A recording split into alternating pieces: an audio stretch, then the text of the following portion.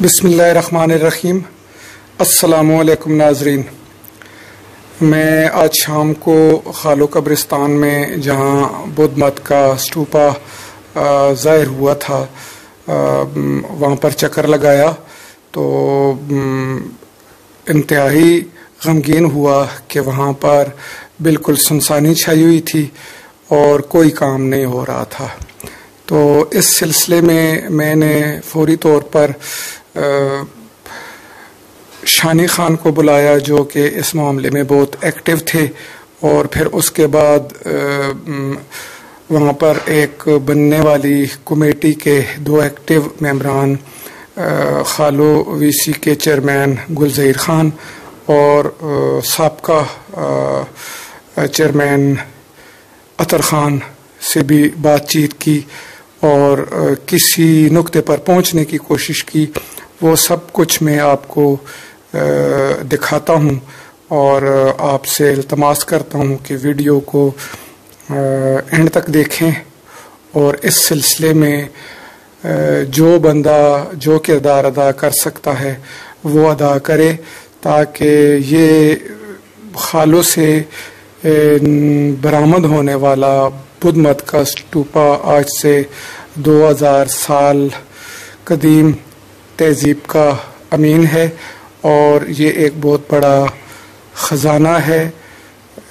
نوادرات کے حساب سے بھی اور معلومات کے حساب سے بھی۔ اسے بچانا بھی ہے، اسے اجاگر بھی کرنا ہے، اور کوشش کرنی ہے کہ اس پر کام سٹارٹ ہو تاکہ ہمارے علاقے کے نصیب کھلیں، یہاں پر روزگار پیدا ہو، یہاں پر سیاحت آئے اور ہمارے علاقے کا نام روشن ہو۔ اور اس سلسلے میں امید رکھوں گا کہ ویورز اپنی رائے بھی دیں گے اور اپنے تئیں جو ہو سکا وہ کوشش بھی کریں گے۔ تو آئیے اب میں اس کا سٹارٹ کرتا ہوں۔ السلام علیکم شانی۔ وعلیکم السلام۔ شانی خان، آپ کسی تعارف کے محتاج نہیں ہیں، اور میں اس پروجیکٹ کے حوالے سے آپ کے ساتھ بات کروں گا کہ جنوری میں یہاں سے بدھ مت کے جو ہیں آثار نمودار ہونے شروع ہوئے، اور آپ پہلے دن سے اس میں ایکٹیو ہیں، اور آج آپ اس کی سنسانیت بھی دیکھ رہے ہیں۔ کیا وجہ ہے کہ ایک ایسا پروجیکٹ جو انٹرنیشنل لیول کا پروجیکٹ ہے اور وہ ختم ہونے سے پہلے ہی ختم ہو گیا اور اس کے ہمیں کوئی بھی فروٹ نہیں ملا، اور ایک عجیب سی سنسانیت چھائی ہوئی ہے، کوئی کام نہیں ہو رہا ہے؟ کیا یہ ہماری سادگی کے ساتھ مذاق تھا، یا آپ کی زندگی اتنی مصروف ہے کہ آپ نے ایک کام کا سٹارٹ کیا اور اسے پائے تکمیل تک نہ پہنچا سکے؟ بسم اللہ الرحمن الرحیم۔ شکریہ اعظم خان، آپ نے اس کو قابل غور سمجھا اور یہ آج آپ نے مجھ سے پوچھا۔ تو سب سے پہلے میں شارٹ آپ کو یہ بتاتا جاؤں گا کہ جس طرح یہ پروجیکٹ سٹارٹ ہوا تو اس میں ایک ہیڈ اور دو پیس برآمد ہوئے، جو موقع پہ اس وقت اے ایس پی صاحبہ ختیجہ عمر صاحبہ تھیں، اور ان کی نگرانی میں ڈپارٹمنٹ آثار قدیمہ کے حوالے کر دیا گیا۔ اس کے بعد اس کو میڈیا لیول سے لے کے بہت اوپر تک اس پروجیکٹ کے انٹرنیشنل لیول تک بات گئی، جس میں بڑے بڑے تجزیہ نگار اور کالم نگاروں نے، محیط پیرزادہ جیسے لوگوں نے اس پہ بھی لکھا۔ اور اس کے بعد جو ٹیم آئی ڈائریکٹر پشاور ڈاکٹر عبدالصمد خان کی نگرانی میں، کیونکہ ان کے ہیڈ وہ ہیں جو پشاور میوزیم میں آثار قدیمہ ڈپارٹمنٹ کے انچارج ہیں، وہ ہیں۔ تو اس کے بعد یہ کام شروع ہو گیا۔ کام جب اعظم خان شروع ہوا تو اس وقت یہ کام گاؤں بھی تھا، سارے لوگ دیکھ رہے تھے۔ تو اس کے بعد ادھر پولیس اور جب گاؤں والے جمع تھے تو پولیس ایس ایچ او کی نگرانی میں ایک کمیٹی قائم کر دی گئی۔ تو جب کمیٹی قائم کر دی گئی تو اس کے بعد یہ کمیٹی کی نگرانی میں اور ڈپارٹمنٹ کی نگرانی میں یہ کام آ گیا۔ تو اس کے بعد کمیٹی کو پتہ ہونا چاہیے اور جو ڈپارٹمنٹ تھا کہ یہ کس پوزیشن تک چلے گئے، کیونکہ میں اس کمیٹی کا حصہ نہیں تھا، نہ مجھے اس کا حصہ بنایا گیا، تو اس لیے وقتاً فوقتاً میں ضرور چکر لگاتا رہا جب کام جاری تھا، تو اس کے بعد یہ روک دیا گیا اور خاموشی سے لوگ چلے گئے۔ یہ کس پوزیشن میں ہے، حق تو یہ کمیٹی کا اور ڈپارٹمنٹ کا ہے کہ وہ اسے جواب دیں۔ باقی اس کی جو ٹوٹلی پوزیشن ہے، میں آج بھی اس سے پورا آگاہ ہوں، کیونکہ میں اس کیس سے ٹچ رہا، تو میں اس کے ساتھ ابھی تک اسی طرح ٹچ ہوں۔ کمیٹی کی بابت تو میں آپ کے ساتھ پھر بات کرتا ہوں، پہلے میں آپ سے متعلقہ اس کی جو باتیں ہیں وہ کروں گا، کیونکہ میری نظر میں آپ اس کے معاملے میں سب سے زیادہ سرگرم رہے ہیں۔ شانی خان، ہمارے علم میں ہے کہ یہاں سے بدھ مت کے 2 ساریہ دھڑ برآمد ہوئے، وہ آپ نے اپنے ہاتھوں میں بھی دیکھے رکھے، اور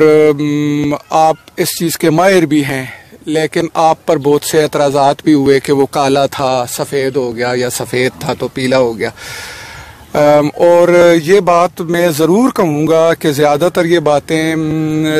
اس مکتبہ فکر نے کہی ہیں کہ جو مخلص ضرور ہوں گے لیکن وہ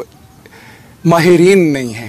تو ذرا آپ اس بات کو کلیئر کریں، کیونکہ یہ ڈاؤٹ فل بات ہے کہ ایک چیز کالی ہے وہ سفید کیوں ہو گئی، اور اس کے پیچھے کیا منطق ہے؟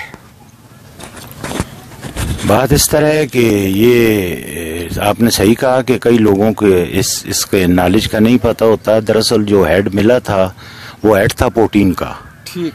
اور پروٹین یا چونا یا جو یہ مختلف پتھر میں بھی تراشے گئے ہیں، ہر اس میں تراشے گئے ہیں پھیکر سے لے کے، لیکن جو پروٹین اور چونے کا مال ہوتا ہے جب وہ نکلے گا، وہ زمین سے، تازہ زمین اور مٹی سے نکلے گا، تو اس کو آپ آدھے گھنٹے بعد دیکھو گے تو ہوا جب لگے گی تو وہ آلریڈی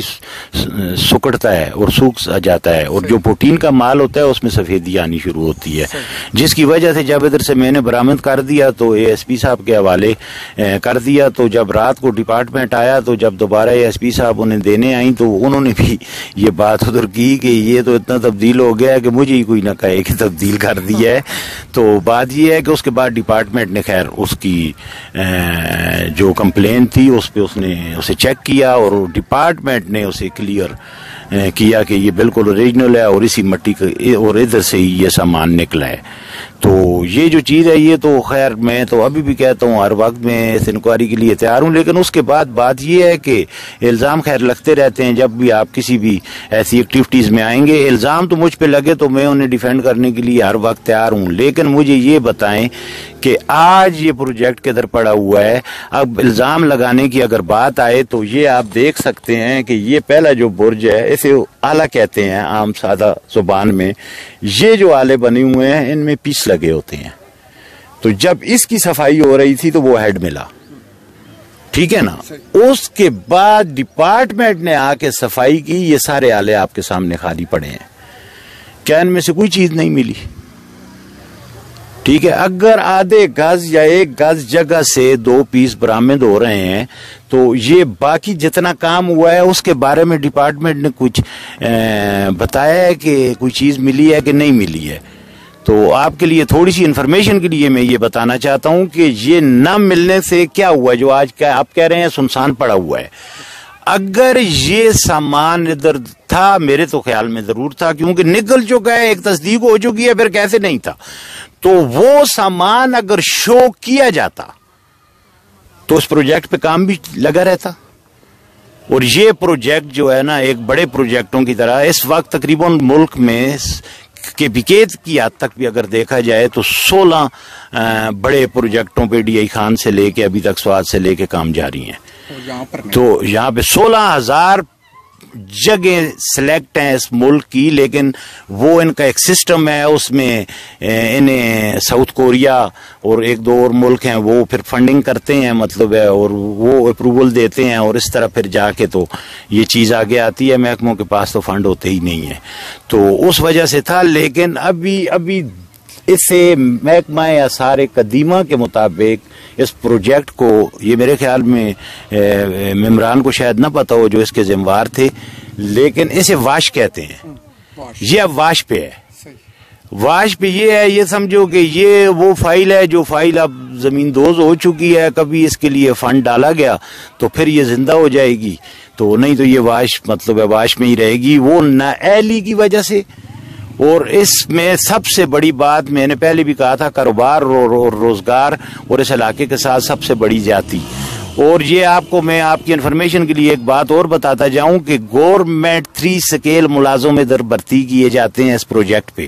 آپ ڈسٹرکٹ میں جا کے پتہ کریں، ایسا SRO ہوتا ہے ان کا غالباً جو خانپور میں بیٹھتا تھا اس وقت، تو ڈسٹرکٹ ہری پور کے لیے آپ کی کوئی ملازمتیں نہیں ہیں، بلکہ KBK میں پورے میں ہی تقریباً یہ حال بنا ہوا ہے۔ واحد سوات میں محمود خان